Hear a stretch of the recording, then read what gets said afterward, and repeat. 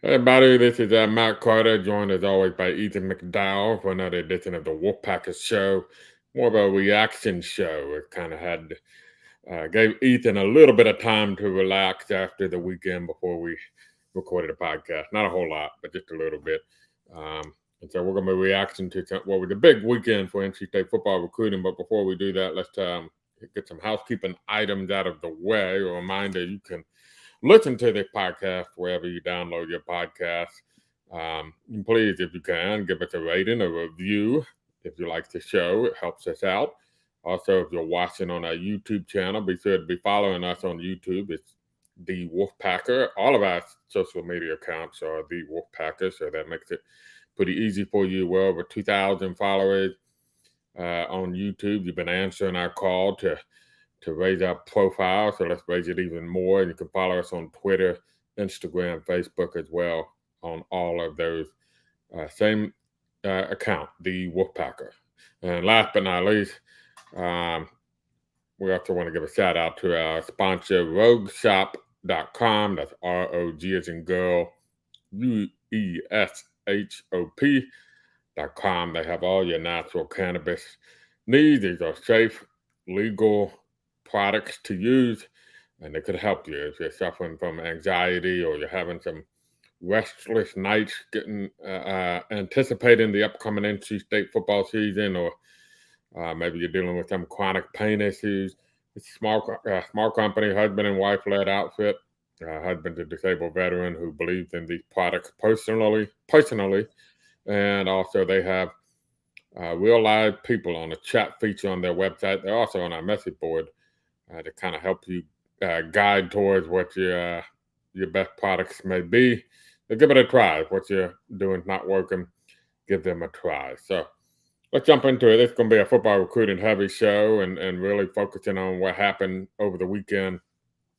We'll start with the not so surprising development, and that is on three industry 4-star wide receiver Terrell Anderson from Grimsley High School in Greensboro, North Carolina, announcing his verbal commitment to NC State comes just about 1 week after his fellow 4-star Jonathan Paylor from Cummins High in Burlington announced he was coming to NC State. So back-to-back 4-stars. Ethan, I felt like you did everything to kind of prepare NC State fans for this looming announcement, including on our show last week. But now that it's official, your reaction to adding Terrell Anderson on top of getting Jonathan Paylor last week and just the impact of it, and you can see it, by the way, as you noted on the industry rankings for NC State. They have taken quite a jump nationally in the last week.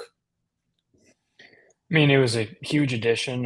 You add Jonathan Paylor and Terrell Anderson. They are honestly arguably my top two receivers in the state, definitely two of the top three. So you go from having zero wide receivers in the class to having maybe the two best in the state, guys you've prioritized for over a years, in fact, for both of them. Joker Phillips reached out to both of these kids when they were freshmen in high school and maintained that relationship. And it's good to see that pay off. It's good to see that consistent effort pay off in a commitment, or in this case, two. And yeah, in Anderson's case, especially, I mean, he fits exactly what the Wolfpack needs. He's a tall guy. He can win 50-50 balls, but he has no problem taking the top off of defense. I've seen him play a couple times, and I got on three's director of scouting and rankings, Charles Powers' take on Terrell, and he agreed that he's a kind of just a complete receiver. He can do a little bit of everything. He's a big guy, but he gets involved in the return game as well. Is explosive as a kick returner. And it's just kind of everything you're looking for out of this receivers class. Him and Paylor are going to complement each other well. Paylor will be a slot guy. Anderson will be outside, and it's a lot to be excited about.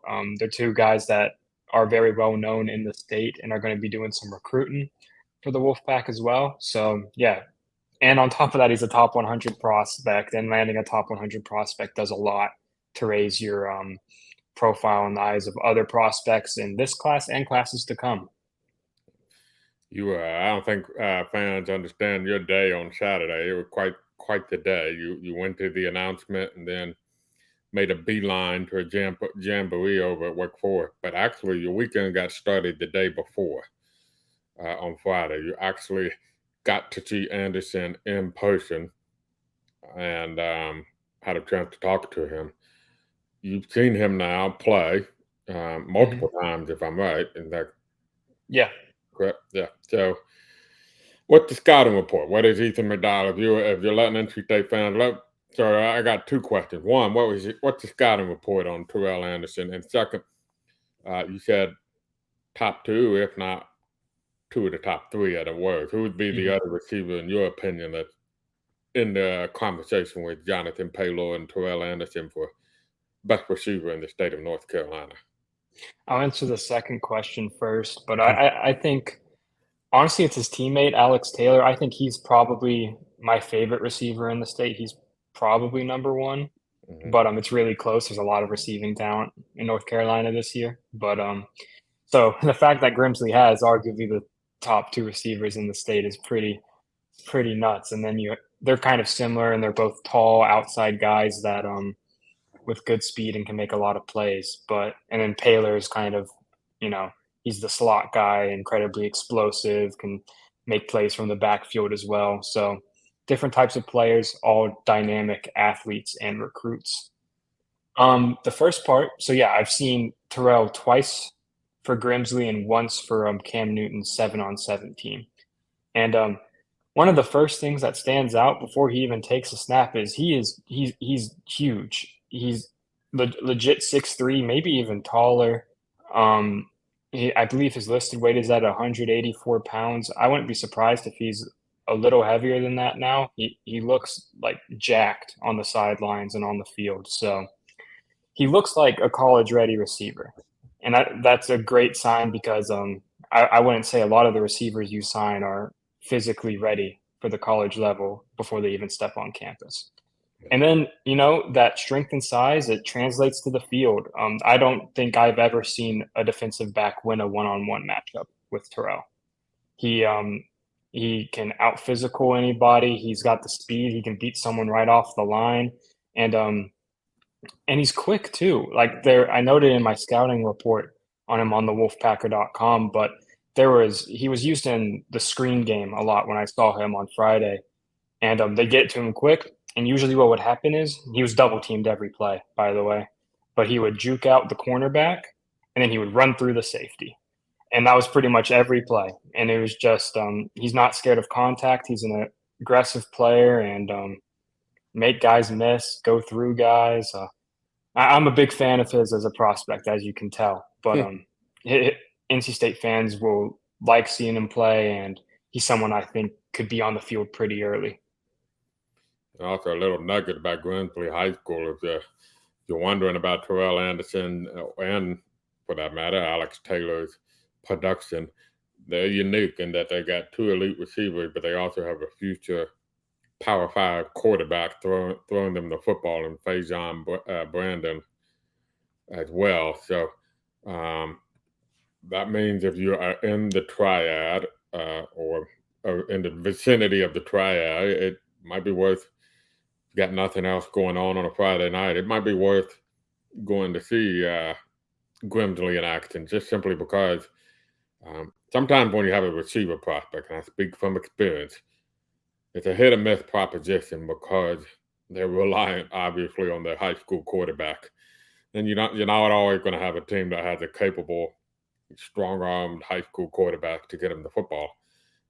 Faison Brandon, if I'm right, Ethan, has an offer from NC State as well as multiple other high-profile Power 5, Power 4, whatever the case may be at the moment, programs. So he's going to get opportunity to show his talent this year. And that helped, honestly, both Alex Taylor and Terrell Anderson. When you think about rankings, I know there's some questions of why he's on 3 so much higher on Anderson than maybe some other services, but bottom line, these other services are going to get to see Anderson at full capacity because he has a legitimate quarterback throwing him the football.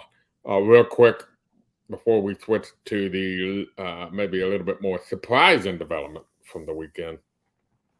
Yeah, the wide receiver board. We touched on it last time, so we don't have to go expansive on it. But they got two of the top receivers from the state of North Carolina, and I guess we're going south of the border here to the state of South Carolina.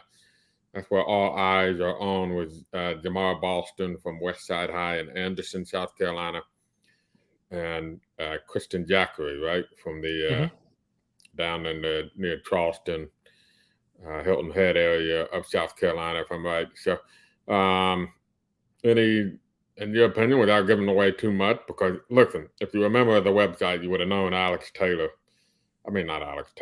Anderson was likely coming to NC State for a while. But without giving away any of that premium information, anything, maybe a quick summarization of where things stand with those two receivers from the Palmetto State. Yeah, so right now, NC State's in a good spot with both of them. Christian, he visited for on just an unofficial in June. He stopped by briefly for camp, and then I believe went on tour of the facilities and all of that. And then Jamar, he couldn't make it in June, but he came to the Alpha Wolf Showcase where he received an offer.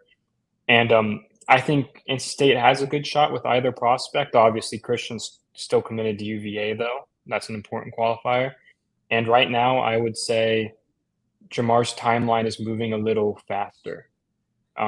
He's someone to watch, I think, for early fall, maybe sooner rather than later. As someone who could make a decision. Virginia Tech and Old Dominion are the other contenders there, but I like where NC State stands. He's a receiver. It's kind of nice because you have someone with Jonathan Paler who's going to be your slot guy. He's going to be your dynamic, big play, versatile receiver that Coach and I loves to coach. And then you have Terrell, who's pure outside, jump ball, deep route, screen plays, stuff like that. And Boston, he can do a little bit of everything. If you turn on his tape, I'm not really sure what competition he's playing against, but he looks like he has the speed to run away from guys. He's a legit 6 foot tall, so he can do a little bit of everything. He played inside and outside at the high school level, so he's someone that you get the two guys with pretty defined roles, then you have a versatile guy, and I think he could be a really valuable member of the class if he decided to join. And then Zachary is closer to kind of Terrell, where he's either 6'3" or 6'4". He's another really tall receiver, and kind of looks a little similar. Where he has great hands. His first highlight on his huddle tape is him making just an absurd one-handed catch. But yeah, so they're both good prospects, maybe flying a little bit under the radar, especially Boston is someone who's all of his offers pretty much came in the past few months. So he's someone that could pick up, I think, more Power 5 offers if he keeps his recruitment open. But I think he's getting ready to shut his recruitment down. He seems pretty ready to wrap up his process. So we'll see what happens. Two good prospects remaining, and then they're continuing to evaluate Franklin Barrett Jr. out of Wake Forest High as well. So, yeah, 3 names to watch, and they're taking at least 3 receivers. This class could take 4, I think, potentially, but they're taking at least 1 more. So keep an eye on that. Before we move on to our next segment, also, I forgot to mention with Terrell Anderson, one of the things I liked is Grimsley made it to the 4A, which is largest classification in the state of North Carolina, state title game. I believe they lost to New Bern, if I'm remembering right. But in that state title game, Terrell Anderson 2 touches were an 85-yard touchdown catch and a 98-yard kickoff return for a score. So if you're making big plays, and that is the definition of a big play extraordinaire, really. Sorry about that, folks, with the email there. Then you're doing that in the state title game against the best in the state. That says something about you. So it's not fluky production piled up against weaker competition during the high school season. So, Ethan, I saw you retweet or repost or whatever the technical definition of it is now. an update from the Miami ticket sales. How are the game ticket sales for Miami and NC State at Carter Finley Stadium going now? Sold out. They have another sold out game. I believe it's 5 of 7 now are sold out. And you're getting close to selling out a sixth. So, thriving is, I think, the best word to describe it. Yeah. So, listen, if you're an NC State football fan and you're starting to realize more and more, oh no, I haven't gotten any tickets. I'm getting excited about this team. I'm buying in. And you're worried about that because, Ethan just said, it's documented now. I think we recently told Ethan, maybe 35,000 season tickets had been sold this year. So here's one way to ease your concerns.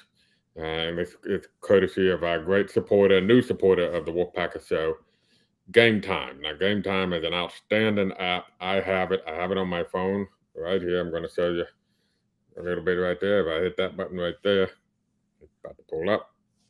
And there you see Game Time app. And you can see I got it set on the NC State football games.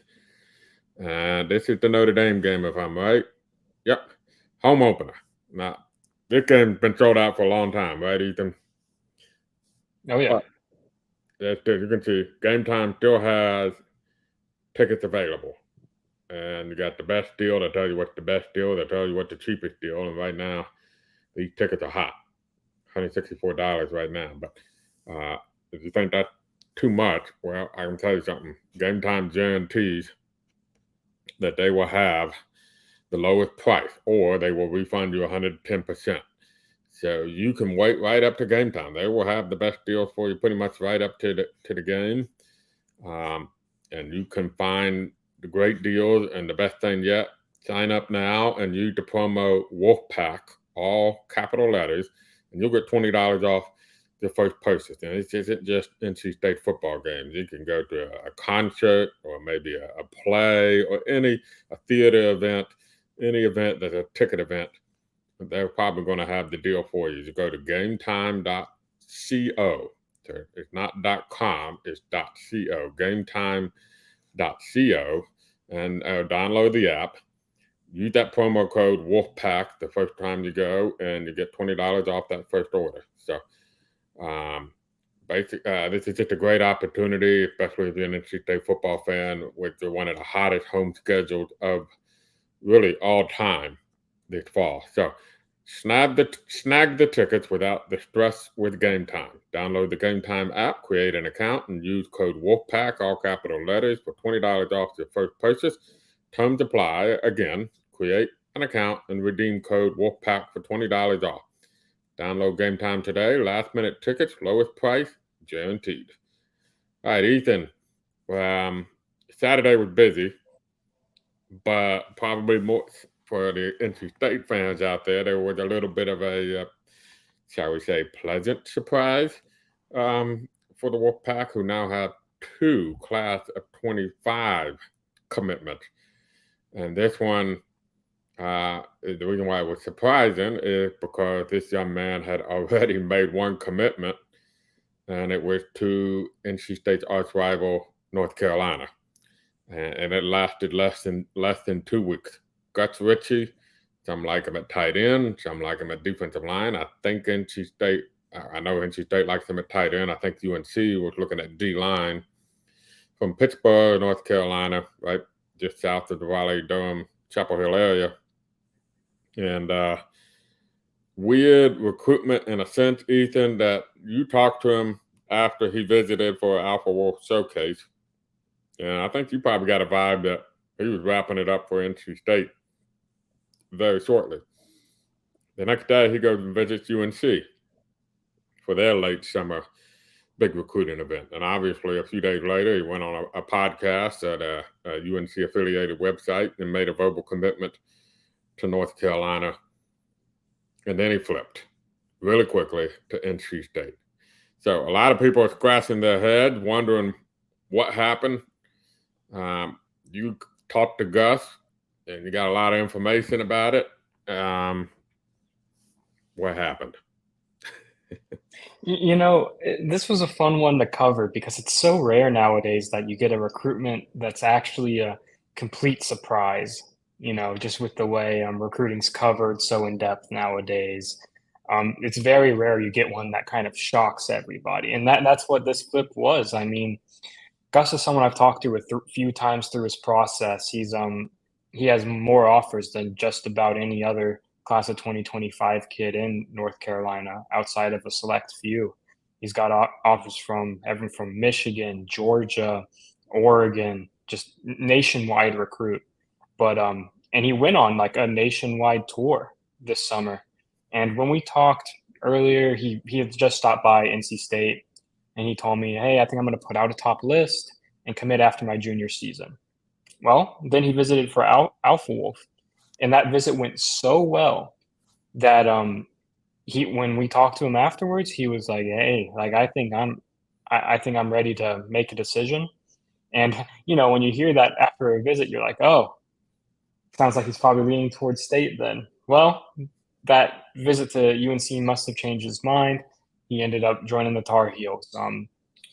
And after that, I didn't really like completely write it off because it's so early in the 25 class, but I figured it would be a while before anything happened there. That changed. I started to hear some rumblings last week that NC State was trying to flip him, and well, they did. He ended up flipping to the Wolfpack. He told me that is pretty much the same day as he committed to UNC. He said he went for a walk that night and just his mind started racing, and all he could think about was NC State. Said he couldn't sleep the next week, and he just sat up with his parents talking about, "Hey, I I think NC State's the place I need to be." And you know, NC State reached out to him frequently. They maintained that contact, made sure he knew that he was welcome in Raleigh, and that resonated with him, and he ended up, making the flip. And he has bonds with so many members of the staff that it's not necessarily that surprising. He's very close with the coaches at NC State. He says he wants to play tight end at the next level, so that made NC State a good fit as well. And shoot, Coach and I loves him. Richie told me he was the top guy on Coach and I's board. So, NC State gets another priority prospect. And now they've kicked off the 25 class with its number one quarterback and its number one tight end targets, which I'd say and that's probably pretty hard to beat. And one of those guys is a key in-state prospect, probably going to be a top 10 guy in North Carolina who, you know, a lot of programs wanted and someone who's going to be able to recruit the state as well. So it's a very important pickup for NC State. And, it's great to get him in the class this quickly. I'm going to ask you a quick question with a quick answer. Do you know if he grew up a UNC or NC State fan before? Because I thought I'd read he might have been a UNC fan. I think he was, but I'm not sure if he has told me that or not. But Yeah. I think so. I'm just curious if he's a young man who was, for the lack of a better way of phrasing it, may have been converted during the recruiting process in the sense of, he might have been someone who always envisioned himself at UNC, but as he was recruited, grew to really grow fond of NC State and just, had convinced himself NC State was the move and then went to UNC the next day. And for a brief moment, circled back home to that quote unquote the childhood dream, is whatever you want to phrase it. But as he further away got from the decision, the more he realized, I think I'm an NC State guy now. And I just, and then this is a classic case of a 16, 17, whatever age Gus may be, young man who just realized his heart is in a different place and that there was nothing conspiratorial about this. This wasn't a setup. This was not an attempt to pull one over on UNC or anything of that nature. It just was I don't know if it was a change of heart or so much of a realization of where his heart really was and kind of coming to a firm conclusion or agreement or whatever word you might want to use that I'm a Wolfpacker now. I used to be a Tar Heel, but I'm a Wolfpacker now, and now I know I am. Somewhat similar to Peyton Wilson, although Peyton Wilson actually grew up a Duke fan. He kind of realized as the recruiting process went on that I'm more comfortable at NC State. I've always been more comfortable at NC State. I'm just now really realizing it, that this is more the type of place for me than UNC is. And that may have been the case with Gus over time. He just may have realized, NC State fits me better than North Carolina. I don't know. Did you get that impression from him? That is absolutely the impression I got. He gave me a really, really great quote where he basically said, like, "I think I look better in red," and he says he fits the culture here better. And yeah, comfortable was the key word. He used that word a lot to describe the coaching staff. His mother visited with him for Alpha Wolf, and it was so she enjoyed it so much that at one point she cried, apparently, either during or after the visit, because it seemed like such a good fit for Gus. Mm-hmm. So I think it just checked a lot of boxes, and you're right. I think it maybe, got a little caught up in the flash of UNC because, that happens a lot with prospects. Their visits are like really exciting, and, sure, you join the class, and then once you think over where's the best place for you to succeed and pursue your football dreams, he realized that was NC State. So 2 commits in the class. The other being Will Wilson, quarterback, as you noted before, out of Columbia, South Carolina region. Very unusual. If you read my commitment analysis, which is available for premium subscribers, I go through the history of when the second commit of all of Dave Doran's 4 recruiting classes happened. It's surprisingly, like within about a 10-day period in March is when like half of the recruiting classes the second day commitment. I don't know if that's kind of a start of a spring process and players going out and visiting schools with spring processes and then making decisions or what, but suffice to say, it is extremely unusual. I believe this was the second quickest and maybe the third quickest NC State has ever picked up 2 verbal commitments. One of those was when Christopher Dunn, by the way, the kicker, committed, and that's not unusual for a kicker to jump on an offer when he gets an offer. This is probably unusual in that I'm not sure NC State has ever had a scenario where you had 2 players with an impressive Power 5 offer list jump off the board and into NC State's recruiting class this early. I'm going to guess, Ethan, you don't have any 2025 kids on your radar to be making any kind of announcements in the near future at this point. I don't think so, but I do want to add that I think the fact that they are getting kids early in the class is a good indicator that NC State is a plan A for a lot of kids now. And I think their recruiting profile is continuing to rise nationally as they have more and more success on the field. Recruits notice that. Recruits are realizing that, hey, when I come here, I'm completely comfortable. I love the culture here. The other recruits and the commits are great. And now I can win a lot of games here.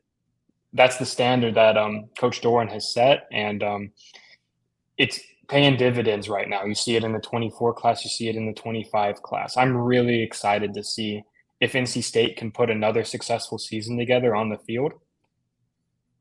Maybe that plus these early commits from Gus and Will springboard us into something pretty special here with the 2025 class. I think it could be a breakthrough class for NC State, and we'll see. Yeah, a lot of time. Now, I will say maybe we can wrap up on this. The early in-state impressions in the class of 25, Gus Ritchey is a big timer. But it seemed to me kind of on par with class of 2024, where there's certainly some talent, maybe just not as deep as some previous years. The class of 26 looks freaking loaded upon loaded. But maybe the class of 25 a little bit maybe lacking in numbers based on early offers. I don't even think NC State has put out a tremendous amount of in-state offers yet to the 25 class. Yeah, there's still a lot to be determined about this year's in-state class because, like you said, honestly, even nationwide, NC State hasn't extended a ton of 2025 offers so far, which is interesting. So it'll be interesting to follow this fall once the coaches can, get a see some junior tape and see how they extend offers from there and how the in-state board gets assembled. But yeah, there's a few elite guys at the top. Some NC State's involved with, some not. But I think they have like 12 players ranked right now on three. Mhm. So we'll have to see how the rest of that in-state class develops and see who NC State likes this fall, and we'll go from there. Yeah, it'll be fun. It'll be fun to follow. And I echo what Ethan said. I think another big year, if NC State could have another successful year, this is one of those teams that if you're successful this year, I think you're looking at a successful run coming up again, sort of like that. 2020 sort of set up 21 and 22 to be fun years for NC State, if a little bit better if they had been healthier. Obviously Brennan Armstrong's a senior, but you got MJ Morris waiting in the wings, and the potential to have a run here if this year proves to be successful. And I'll add that NC State's relatively low numbers of people transferring out, I think, gives credence to what they would probably brag about the culture here, where maybe we're not the flashiest school out there, the biggest brand name school out there, but we win. We win consistently. They've been ranked in the top 25, I think, every year but one since 2017 at some point. And players like it here.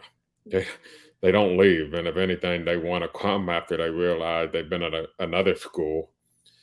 They realize I should have picked NC State sometimes. We've seen that pop up. So I think all of that is starting to help NC State. So we'll see how it plays out. 17 days, Philip Rivers' number to the start of the 2023 football season for NC State. So a couple quick reminders. Please follow us on our social media account, Twitter, Instagram, Facebook, YouTube, all of them at the Wolfpacker. Please, if you're watching this video on YouTube, you got to see that Game Time app I was talking about. If you were listening, just take my word for it. It looks really nice. But if you're watching, leave a comment, give us a rating. If you're listening, wherever you may listen to your podcast, rate and review this podcast if you will, please. You can follow Ethan on Twitter, Ethan M. McDowell on Twitter. That's 2 D's on McDowell. I don't know if I've ever said that before, but we'll have a lot more coming up as we get closer and closer to game week against Connecticut on the road. So for Ethan, I'm Matt. This has been the Wolfpacker Show.